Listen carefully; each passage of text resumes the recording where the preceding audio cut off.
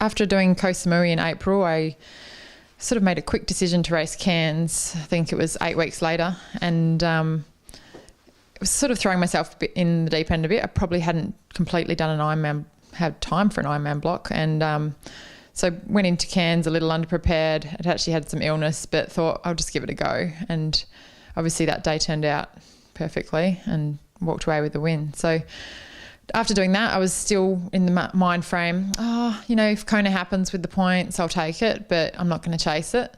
And then I think just the win and just the whole Ironman bug, it got me, and I wanted to be in Kona. And so I sat down, reassessed my goals and decided to actually chase it.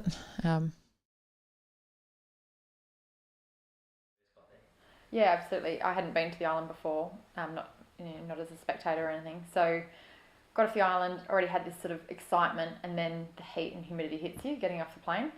So yeah, it is somewhat overwhelming. And then you're driving from the airport, you're on the Queen K and drive down Palani and along Alihi, and yeah, it's just like wow. I was a bit starstruck, and it all becomes very real right at that point. The week leading in, I had it pretty good, being sort of an absolute underdog. I think I had really no commitments at all. Could do my own thing completely. Stayed in my hotel room pretty much most of the time. My mum and dad flew over, so spent some time with them. It was really good.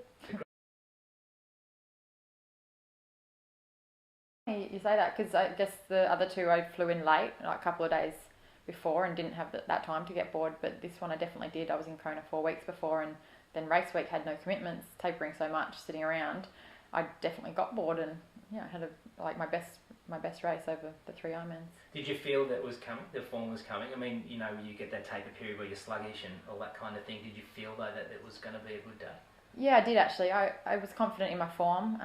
The only thing I was worried about was just, in training you never go through the full distance of an Ironman, and it was still that I was struggling with. I knew I sort of had the speed and the pace of some of the other girls, but maybe just not over the full 9 hours.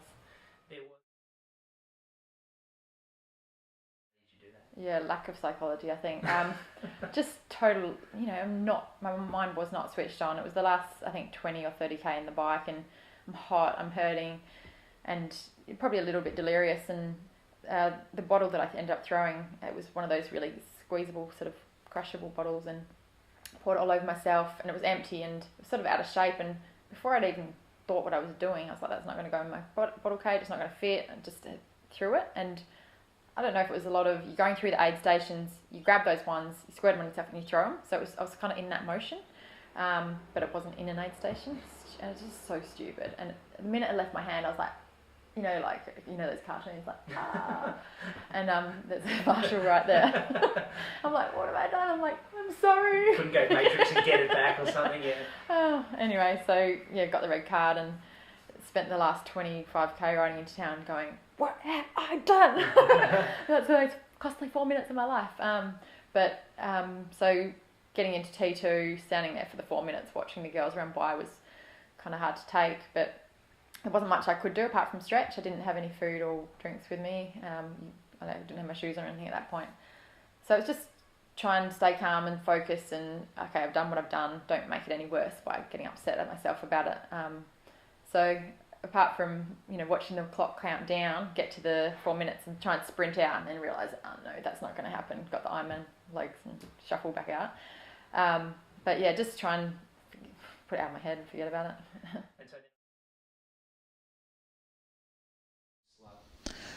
Yeah, somewhat. I actually felt pretty good on the run, thankfully, which was nice. And it got better. The first 5k were probably the bit where I felt the worst. So, and then as you say, passing each person, it's that little boost. And for me, being my first time in Kona, I think I ran out in 10th. So every time I was passing someone, it was like, wow, I'm 9th, I'm 8th. And a top 10 was my goal in this race. So every time I got one higher, it was exciting.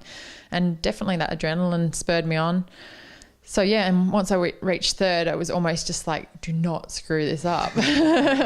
And try not to get too excited, but just get home in one piece. Yeah, it was almost like a dream. I I have these dreams occasionally that I've won a race before I've done the race. Yeah. And then I wake up and I haven't even done the race, and I'm like, no, I still have to race. So I was kind of like, I hope this isn't a dream, like a really good dream, and I have to wake up and still do Kona. But yeah, it's incredible. Just those crowds, and it's like the tunnels of people, like on the Tour de France. So it's pretty amazing, pretty special.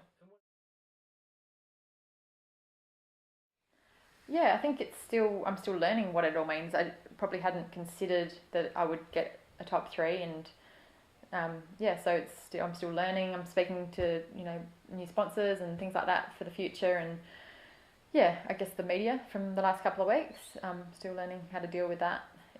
Kona compared to all other forms of triathlon which I've done is a whole new level.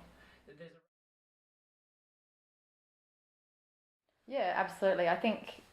There was definitely a period where the men were potentially, maybe not the leaders were ahead, but, their depth was there. They had, those guys stacked up, in their top 10, they were close. And now the women are catching up. You saw Kona for the first time with our big front group. And it's important so many people have said that the women's race was really exciting and interesting.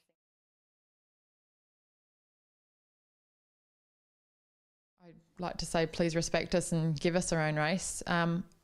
So Kona's my only time on that real big stage, and it was fine from my point of view. There was probably one pro guy that we'd caught and passed in the swim that rode through us, and he just rode straight past us and he didn't interfere. And then as far as the age group men, they never caught our group in the women. I don't know about sort of the tail end pro women if they got caught up in that, but I know some races like Melbourne Ironman absolutely is probably not a fair race at all for the pro women. So yeah, I think Kona's done the right thing there, and it would be really good if other races could follow their lead. I haven't decided, to be honest. I'm going to do an Ironman, sort of late March, early April, whether it be Melbourne or another one. So that'll get my qualification done. But I don't want to go and just go around either. I'd like to put a strong performance out there, and I'd like to probably just keep improving if I can over my Ironmans. But yeah, ultimately Kona's my goal for the next couple of years.